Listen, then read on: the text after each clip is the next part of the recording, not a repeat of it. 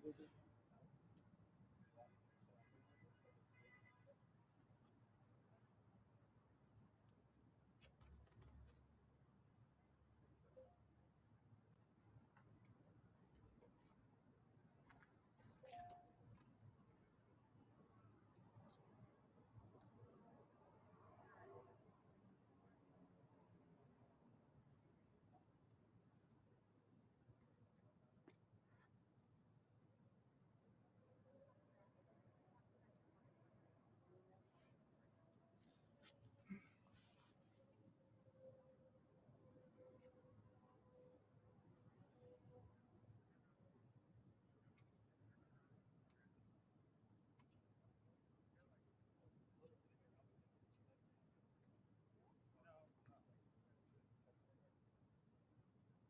on the way. 1 minute. Not 1 minute. 30 seconds.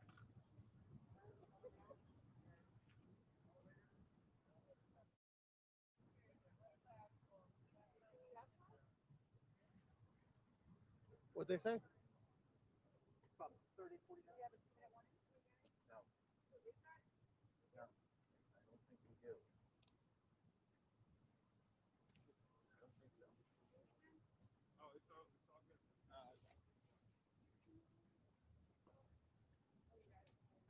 Evan's ready.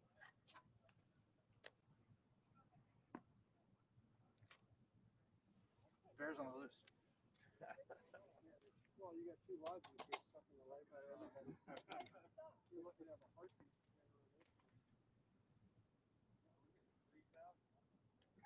Nobody else is getting a thing. What's that? You good? Mine or what? Good. Okay. You in now? Oh, you. Okay, aim the police. I'm not hearing anything on the mall. Is that right? Jiggle it, Evan. I mean, I know there's something up there. No, I don't know if do you have anything up?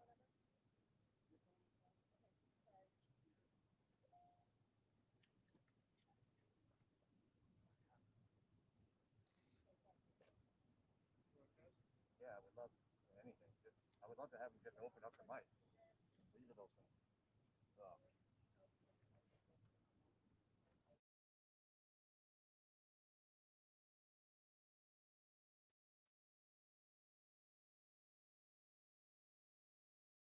Okay. Administration needs to have a spokesperson. That's the guy that. Why is the guy that has the vaccine have a mask on? No, they're looking for that sound. They're looking to just hear the mic. Back, the pool is wanting to hear it. It's fine. I just want to know it's there.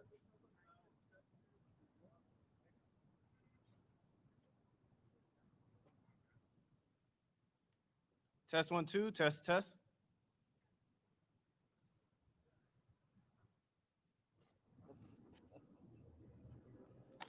know, Mike over there.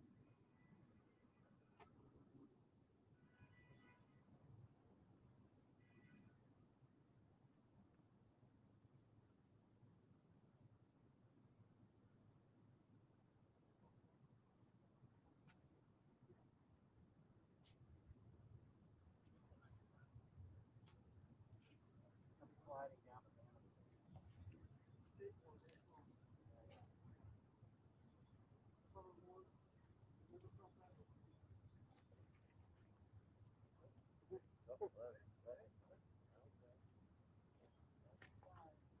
Doctor.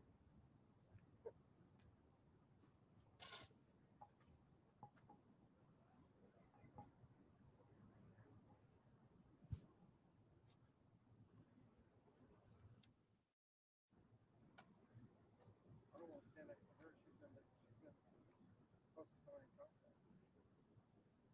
Just for time.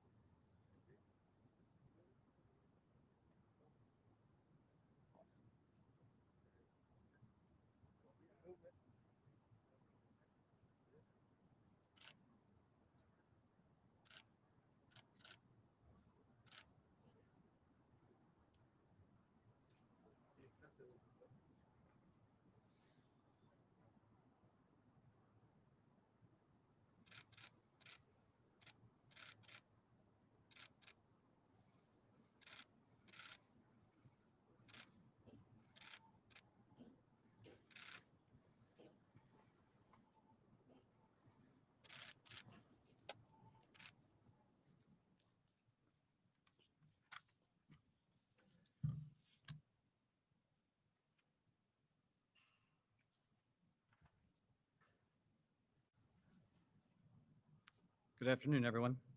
Thank you for being here. Over the past 24 hours, the president has continued to improve. He's met or exceeded all standard hospital discharge criteria.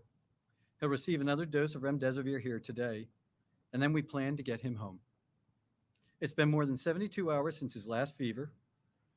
Oxygen levels, including ambulatory saturations and his work of breathing, are all normal. Though he may not entirely be out of the woods yet, the team and I agree that all our evaluations, and most importantly, his clinical status, support the president's safe return home, where he'll be surrounded by world-class medical care 24/7.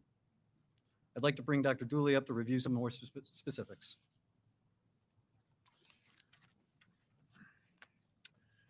Good afternoon. Just a brief update this morning. As Dr. Connolly mentioned, the president continues to do very well. His vital signs this morning were notable for a temperature of 98.1. His blood pressure was 134/78. The respiratory rate of 17 respirations per minute. His heart rate was 68 beats per minute. And his last oxyhemoglobin saturation was 97% on room air. He currently does not endorse any respiratory complaints. And aside from our evaluation with the multidisciplinary team this morning, has maintained a full schedule, ambulating and working on the White House medical unit. I'll now turn it over to Dr. Garibaldi to again discuss therapeutics. Thanks. Hi, good afternoon. And again, I just wanted to echo the sentiment of what an honor it is to be part of this wonderful team here at Walter Reed. Yesterday evening, the president received his third dose of remdesivir. He tolerated that infusion without difficulty, and his kidney and liver function continued to be normal. Our plan is to give the fourth dose of remdesivir this evening before he goes back to the White House, and we've made arrangements to deliver the fifth and final dose of his treatment course at the White House tomorrow evening. He continues on dexamethasone, and again, the plan for today is to continue to be up and out of bed, eat and drink, and work as he is able. And I'd like to turn it over to Dr. Jason Blaylock, who's an infectious disease specialist and the chief of medicine here at Walter Reed, to give some updates on infection control. Thank you. Good afternoon, everyone. First of all, I just want to say what an honor it's been to be part of this medical team behind me and to care for the president. Since the president's arrival at Walter Reed, he's received medical management that remains in line with national clinical societal guidelines for treatment of COVID-19 infection. In addition, both myself and Dr. Wes Campbell have worked very closely with various laboratories in the area, state-of-the-art facilities to include USAMRIID and RARE on obtaining advanced diagnostic testing to really inform the White House medical team of both the status of the president as well as his ability to transmit virus to others. Also, we have worked very closely with the Walter Reed team to ensure that we are looking very closely at infection control prevention strategies and the right posture so that the president can safely return to his residence. And with that, I'm going to turn it over to Dr. Conley, who will answer any final questions. I mentioned it Saturday, but I'd like to reiterate myself just how grateful the president and I are to the men and women of Walter Reed, our colleagues at Johns Hopkins, as well as the many federal, private institutions that we receive support from. And so long as everything continues on the track that we're experiencing right now, this time, as the president already tweeted out, is to get him home later today. With that, I'll take a couple questions.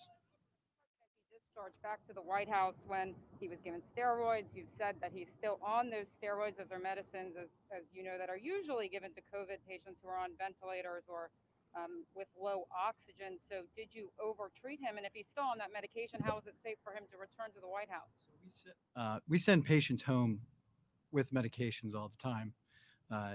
In fact, yesterday afternoon, he probably met most of his discharge requirements safely from the hospital. And he's returning to a facility, the White House Medical Unit, that's staffed 24/7, top-notch physicians, nurses, PAs, logisticians, and the unit here, the team here behind me is going to continue to support us in that nature. Yes? What infection control measures are you taking? And how was it safe for him to drive around in a cloth mask yesterday? And how is it safe for him now to return to the White House where there have been so many cases? How is any of this safe? So the president has been surrounded by medical and security staff for days wearing full PPE. And yesterday, the U.S. Secret Service agents were in that same level of PPE for a very short period of time. We've worked with our infectious disease experts to make some recommendations for how to keep everything safe down at the White House for the president and those around him. We're looking at where he's going to be able to carry out his duties, office space, and I'll just say that it's in line with everything we've been doing upstairs for the last several days. Can you tell us, please, on testing, can you tell us when he had his last negative test? Was it Thursday? Was it Wednesday? When do you remember when he had his last negative test? I don't want to go backwards. Contact tracing for people who are around him to know I when he was understand. The positive? contact tracing, as I understand it, is being done. I'm not involved in that. So Or was this something he pushed for? So we try to get patients home and out of the hospital as quickly as is safe and reasonable. Every day a patient stays in the hospital unnecessarily is a risk to themselves. And right now there's nothing that's being done upstairs here that we can't safely conduct down home.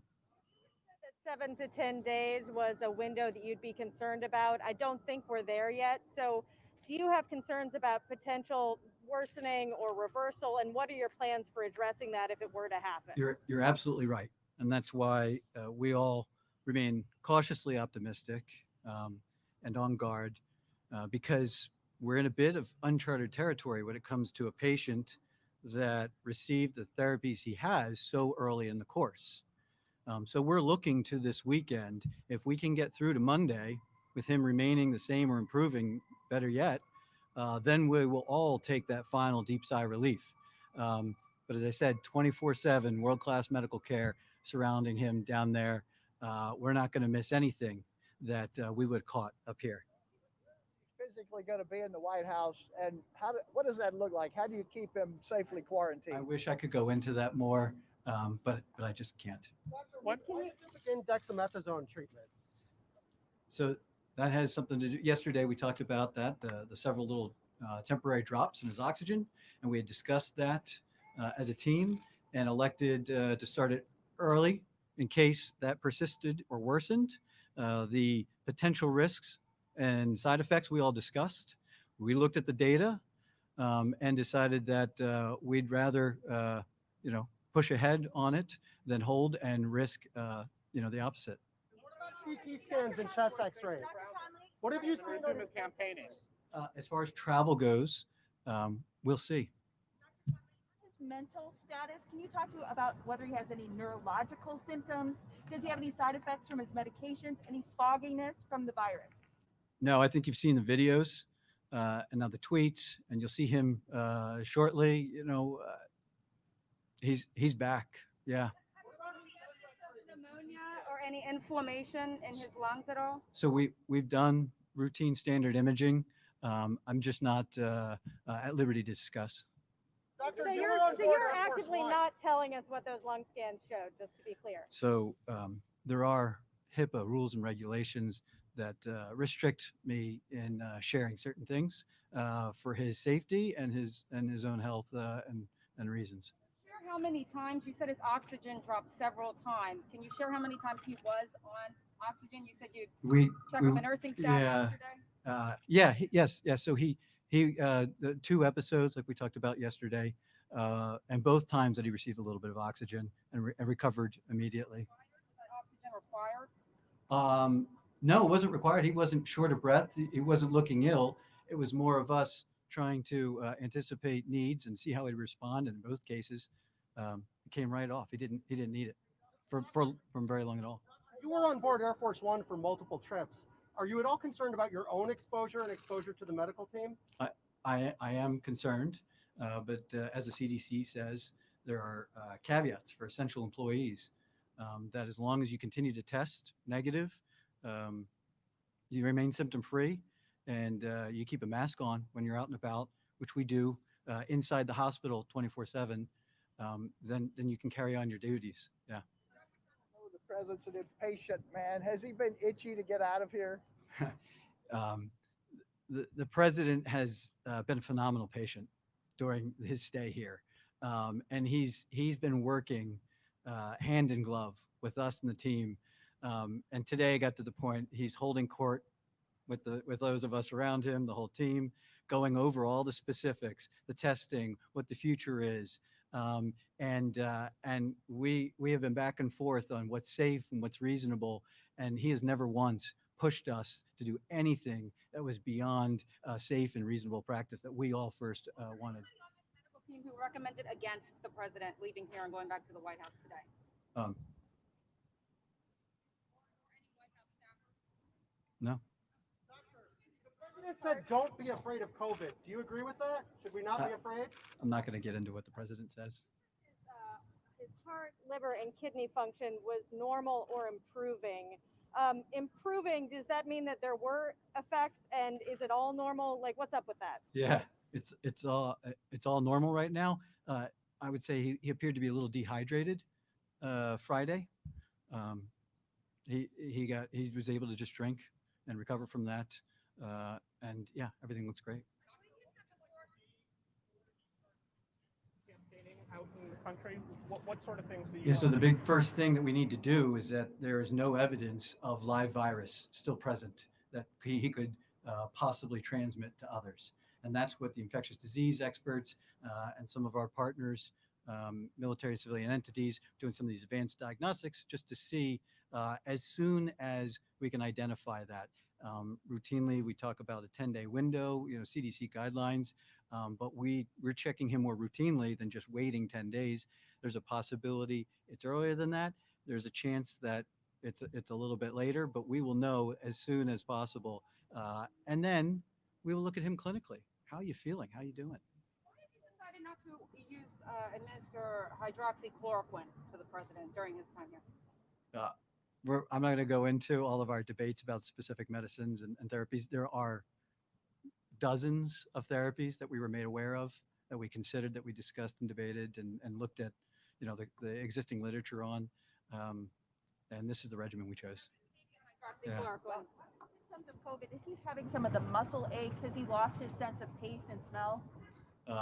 No, we were just talking about that, what symptoms he has left. And he's even the slight cough that he used to have, he doesn't really complain of at all. He hasn't ever complained of muscle aches. Yeah, he's up and back to his old self predominantly. Next Monday, just to be clear, how long will he still be actively shedding the virus? So this morning, I believe there was even an accounting by Dr. Fauci referencing the first 5 days of illness that people are most likely to shed live virus. There's a reason there's the 10 days is because most people by that time, after 7 days, most folks don't have culturable live virus. They put it to 10 just to give some extra space. It's never 100%, between everybody. So we'll see.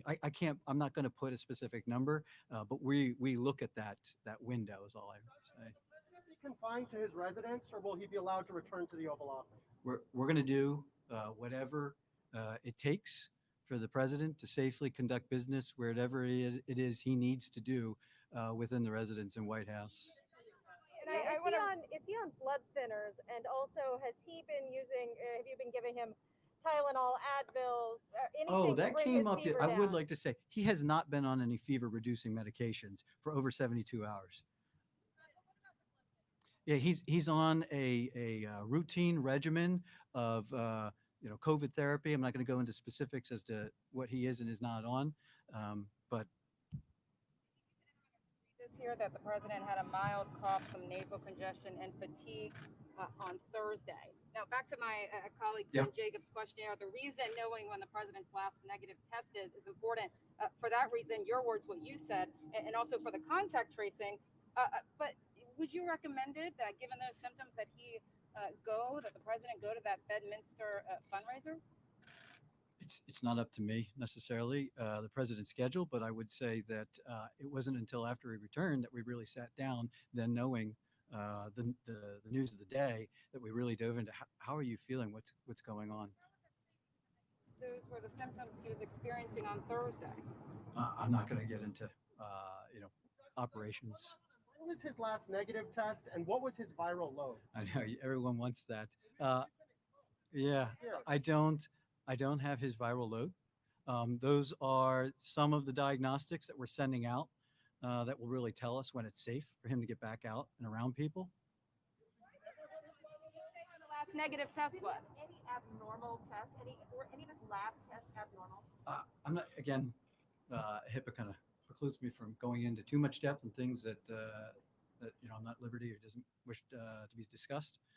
At some future point, maybe, but today, sorry. I think that's it. Yeah. Thank you. Thank you. Thank you.